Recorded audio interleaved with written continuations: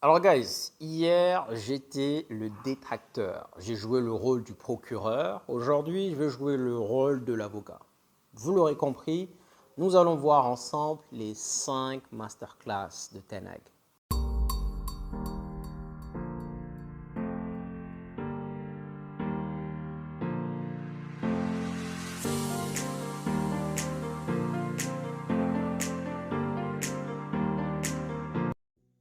Alors guys, avant de plonger dans le vif du sujet, il y a quand même quelques points qu'il faut mentionner. Notamment le fait que nous ayons eu énormément de blessures. Ça a été totalement une hécatombe. Il faut quand même le mentionner. Et on sait à quel point c'est important pour Ten Hag de construire de derrière. Martinez, in and out. Shaw, in and out. Malacia n'a même pas eu une seule seconde de temps de jeu. Varane, in and out. Maguire. Donc, il a dû composer avec quasiment 33 différents back four. C'est énorme. C'est quand même quelque chose qu'il faut mentionner. C'est énorme. On a eu énormément de blessures. Si je ne m'abuse, je crois qu'on tourne autour de 66, 67 blessures tout au long de la saison. C'est énorme. Donc ça, c'est la première chose. La deuxième chose, c'est que l'arbitrage n'a vraiment pas été à notre faveur cette saison. Je m'en souviens normalement du match contre Arsenal où ça se joue sur des détails. Michael Oliver, merci. Ça se joue sur des détails. Pour moi, le but de Garnacho, il est valable. On nous donne un angle qui est complètement faussé. Le but de Garnacho, normalement, devait nous donner la victoire. Et je me rappelle à cet instant, je me suis dit, malheureusement, on nous l'a fait à l'envers. Dans le même match contre Arsenal, on a eu également la faute sur Højlund, une même faute qui a été sifflée contre nous face à Manchester City. Contre Tottenham, on était à 0-0. Si on siffle le penalty, c'est une main.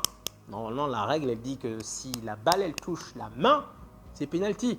Ça se siffle dans tous les matchs, sauf malheureusement pour Manchester United. C'est dommage, c'est comme ça. Mais en même temps, quand notre coach arrive en nous disant que oui, les arbitres font bien leur travail, bah, un peu normal qu'on nous la fasse à l'envers aussi, quoi. Donc ça, c'est quand même des points qu'il faut mentionner. On se rappelle également le match contre Brighton. Bref, il y a eu plusieurs matchs où on aurait pu grignoter un point, voire 3 points. Malheureusement, Michael Oliver, la VAR, l'arbitrage nous l'a fait à l'envers. Donc, ce sont vraiment 2 points essentiels qui ne sont pas allés en notre faveur. Beaucoup parmi vous disent que Ten Hag n'a aucun fond de jeu, aucune tactique. Là, même si moi, je suis un Ten Hag out, vous savez parfaitement pourquoi je suis Ten Hag out. C'est surtout côté favoritisme. Même si je suis un Ten Hag out, il y a quand même des matchs où il a été masterclass. C'est juste que malheureusement, ce n'est pas de façon récurrente. C'est ça le problème. Mais moi, je vous dirais qu'il y a un petit quelque chose dans Ten Hag. Il y a quelque chose dans Ten Hag. Quand il veut, il y a quelque chose. C'est juste que malheureusement, on vient de donner l'arbitrage, on vient de donner les blessures. C'est vrai que derrière, pour la confiance, ce n'est pas bon. Donc là, nous allons voir ensemble les 5 matchs, selon moi, où vraiment cette saison, Ten Hag a été masterclass. C'est parti. Alors guys, numéro 5 selon moi, c'était le match contre Chelsea à Old Trafford. La première mi-temps, c'était une masterclass. La manière dont on les a pressés, dont on les a étouffés, on les a mangés crus, c'était spectaculaire. Malheureusement, encore une fois, on n'arrive pas à reproduire les mêmes efforts, la même intensité, la même prestation pendant 90 minutes. Mais la première mi-temps contre Chelsea, guys, a été phénoménale. C'est le doublé de Maxos, mais c'était toute l'équipe. Et justement, petit rappel, dans ce match, Amrabat y était. Et je crois que c'est l'un de ses meilleurs matchs. Sincèrement, c'est pour ça que je vous dis que moi, Amrabat, je le garde. Il n'est pas nécessairement bon, agile, balle au pied, mais je pense que c'est quelqu'un qu'on peut garder justement contre des City, contre des Liverpool, contre des Arsenal. Il fera le taf. Il fera parfaitement le taf. Donc sincèrement, pour revenir sur le match contre Chelsea, c'était une masterclass. Donc ça, on l'a vu lors de quelques matchs, et c'est d'ailleurs pour ça qu'il est numéro 5. J'aurais pu mettre aussi le match contre Liverpool, bien qu'il y ait eu 0-0, mais c'était une masterclass dans le sens où défensivement, on a été héroïque. Donc c'est quand même quelque chose qu'il faut mentionner. Ten Hag n'est pas mauvais.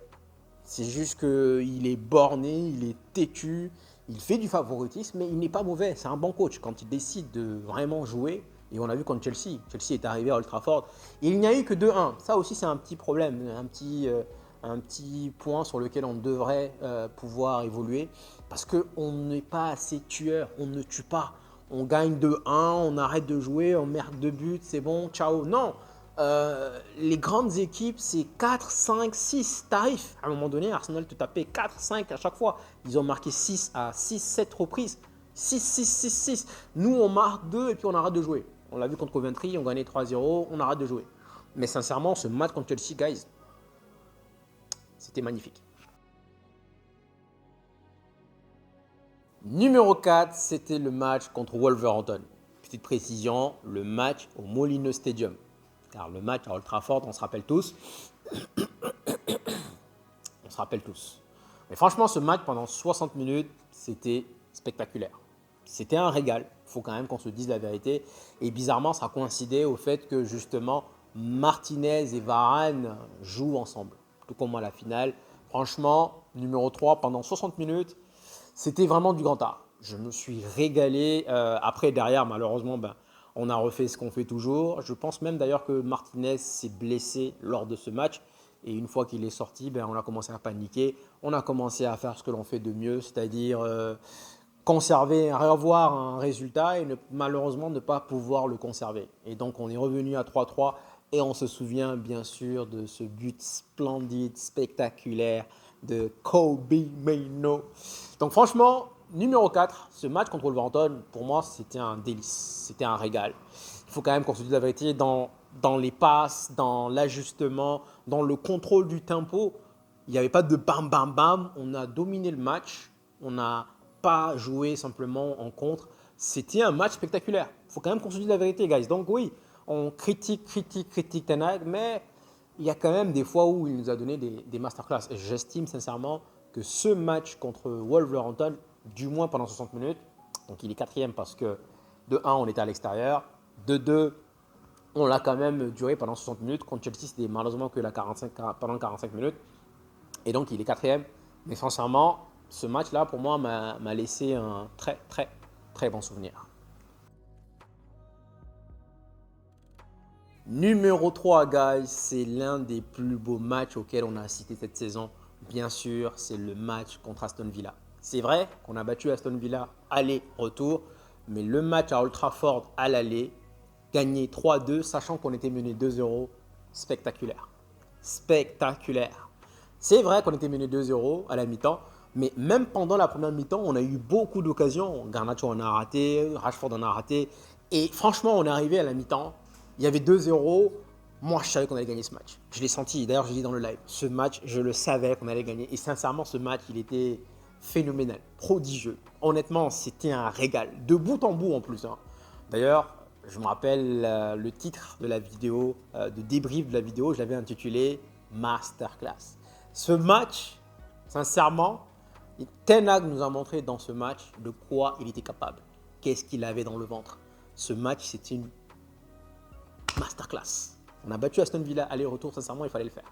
Et franchement, pendant ce match, je me rappelle encore de l'extase qu'on a vécue. Pendant ce match, c'était juste extraordinaire. Franchement, ce match, c'était attaque, attaque, attaque, attaque. Ça rate. Et ça m'a vraiment fait penser au bon vieux temps. Vous voyez, au temps où on arrivait, où on dégustait littéralement parlant les matchs de Manchester. C'était un match phénoménal. Je dirais, sincèrement, en Première Ligue, c'est le meilleur match auquel moi, en tout cas, j'ai assisté cette saison. Première Ligue, masterclass. Vous voyez, Ten Hag, il n'est pas mauvais. Sincèrement, il y en a plein qui disent que ouais, il n'a aucune tactique. C'est ce qui est rageant dans cette histoire, c'est un peu comme Rashford. C'est qu'il en a les moyens, il en a les capacités. Il peut le faire. C'est juste que tu as l'impression parfois, il rentre sa beauté, il ne veut pas. Et c'est là où tu as envie de l'étrangler. Mais le match, guys, contre Aston Villa, masterclass. Je me suis régalé de bout en bout, sincèrement. J'ai vibré pendant ce match. Chose qui n'est pas arrivée depuis cette saison, on n'en a pas eu beaucoup. Mais ce match-là, guys, de bout en bout, j'ai parlé de 45 minutes pour Chelsea, 60 minutes pour le match de Wolverhampton. Mais ce match-là, c'était de bout en bout. Et sincèrement, c'était comme un match de tennis. Ça faisait pam, pam, pam, pam, pam, pam, pam, pam. Sincèrement, On peut applaudir, guys. Ce match-là, spectaculaire. Wonderful.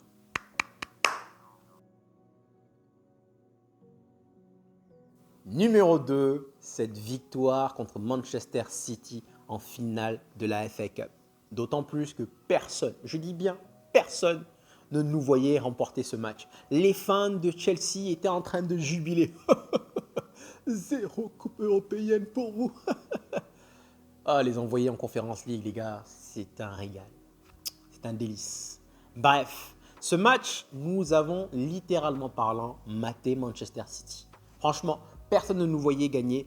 Et ce match, quelle belle façon de clore la saison.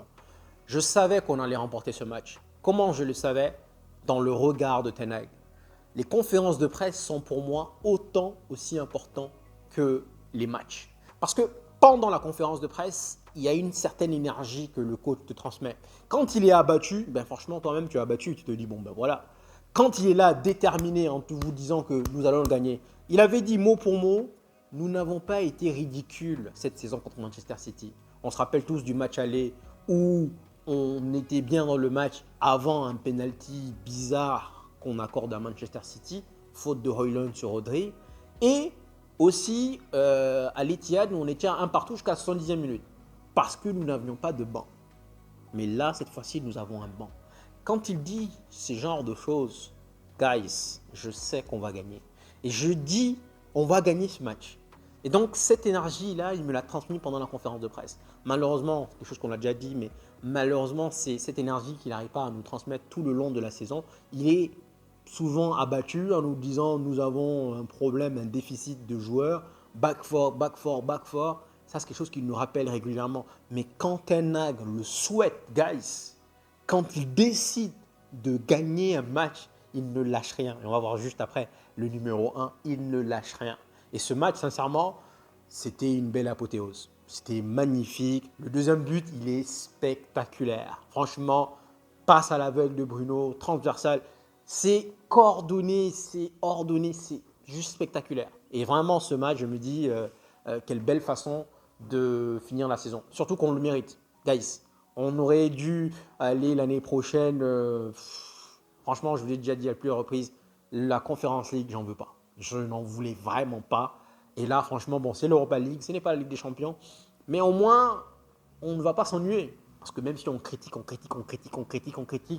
on a besoin de voir cette équipe jouer. C'est quelque part, c'est quelque chose qui nous réconforte, quelque chose qui nous donne un peu d'énergie, même si on est nul. C'est bizarre, mais parfois, nous sommes un peu salauds. Mais en tout cas, sincèrement, ce match, les gars, c'était spectaculaire. Franchement. Et puis, Guardiola qui vient, qui te dit ils n'ont pas joué mieux que nous. Pense ce que tu veux, mon gars, c'est ton problème. Mais en tout cas, pendant ce match, Ten Hag était déterminé. Et je pense sincèrement que rien ne l'aurait empêché de gagner ce match. Même si Varane, Martinez étaient absents, je pense qu'il allait trouver les moyens pour gagner ce match. Il allait trouver les moyens quelque part. Donc, guys, numéro 2, cette victoire contre Manchester City, c'était une masterclass.